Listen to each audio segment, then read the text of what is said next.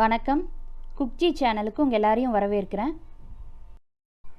இன்றைக்கி நாம் ஒரு சூப்பரான டேஸ்டான சிம்பிளான கருவாட்டு தொக்கு எப்படி செய்கிறதுன்னு பார்க்க போகிறோம்.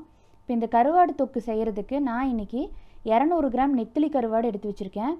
இப்போ இந்த நெத்திலி கருவாடை வச்சு நம்ம கருவாடு தொக்கு எப்படி செய்கிறதுன்னு பார்க்கலாம்.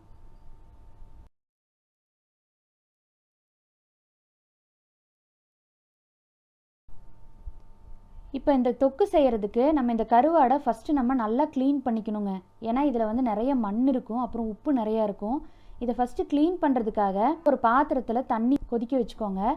இந்த கொதிக்கிற தண்ணியை இந்த கருவாடை ஒரு பெரிய பாத்திரத்தில் போட்டு கொஞ்சமாக மஞ்சத்தூள் சேர்த்துட்டு இந்த சுடு தண்ணியை அதில் ஊற்றி ஒரு அரை மணி நேரம் அப்படியே ஊற விட்டுருங்க.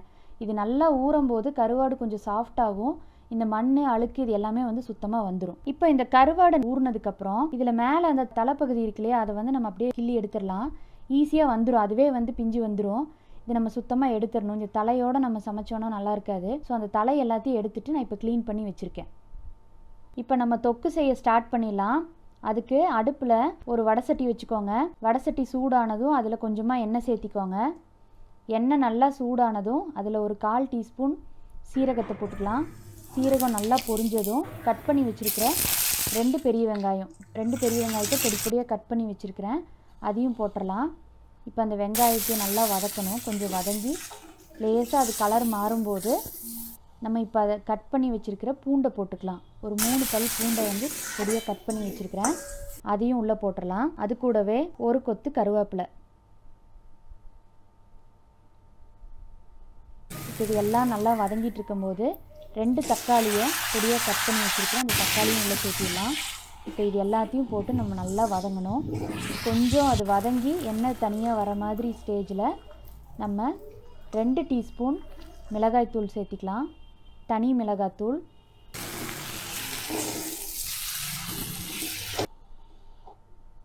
அது கூடவே ஒரு அரை டீஸ்பூன் மல்லித்தூள், அதையும் சேர்த்திக்கலாம். இப்போ இது எல்லாத்தையும் சேர்த்திட்டு நல்லா மிக்ஸ் பண்ணணும். அது கூட தேவையான அளவு உப்பு. கருவாடுலேயே உப்பு இருக்குங்கிறதுனால நம்ம உப்பு கம்மியாக சேர்த்திக்கலாம், தேவைப்பட்டால் பின்னாடி உப்பு போட்டுக்கலாம். இப்போ இது எல்லாம் நல்லா வதங்கி எண்ணெய் கொஞ்சம் தனியாக பிரிஞ்சு வர்ற ஸ்டேஜில் நம்ம க்ளீன் பண்ணி வச்சுருக்கிற கருவாடை உள்ளே சேர்த்திக்கலாம். இப்போ கருவாடை வந்து உள்ளே போட்டுட்டு நம்ம நல்லா மிக்ஸ் பண்ணணும். இப்போ இந்த மசாலா எல்லாம் ஈவனாக ஸ்ப்ரெட் ஆகிற மாதிரி நல்லா அந்த கருவாடை ஒரு வாட்டி மிக்ஸ் பண்ணிடுங்க. இப்போ இது நல்லா மிக்ஸ் பண்ணிவிட்டு கொஞ்சமாக தண்ணி சேர்த்திக்கலாம். இப்போ இந்த கருவாடை வந்து கொஞ்சம் வேகணும், வெந்து சாஃப்ட் ஆகிறதுக்கு நம்ம கொஞ்சமாக தண்ணி சேர்த்திக்கிட்டால் போதும், நிறைய தேவையில்லை.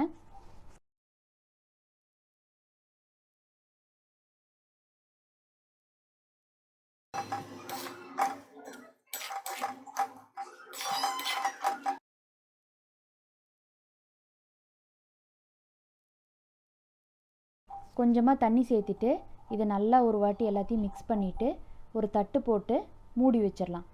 ஒரு 10லேருந்து 15 நிமிஷம் அப்படியே லோ ஃப்ளேமில் இதை நல்லா வேக விடுங்க. இப்போ 15 நிமிஷம் ஆயிடுச்சு. இப்போ நம்ம திறந்து பார்க்கலாம். இப்போ பார்த்திங்கன்னா தண்ணியெல்லாம் கொஞ்சம் வற்றி இருக்குது, கருவாடும் நல்லா வெந்து சாஃப்டாக வெந்திருக்கும்.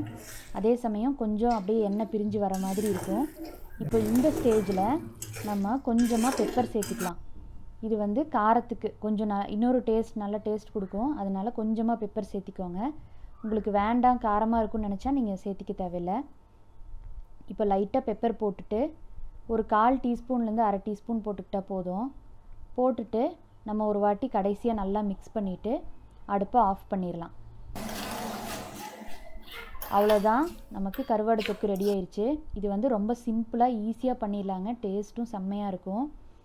இது ரைஸ்க்கு, இட்லி, தோசை, சப்பாத்திக்கு எல்லாமே நல்லாயிருக்கும். இதை நீங்கள் செஞ்சு பார்த்துட்டு எப்படி இருந்துச்சுன்னு சொல்லி எங்களுக்கு கமெண்ட் பண்ணுங்கள். இந்த வீடியோ பிடிச்சிருந்தா லைக் பண்ணுங்கள், உங்கள் ஃப்ரெண்ட்ஸோடையும் ஷேர் பண்ணிக்கோங்க.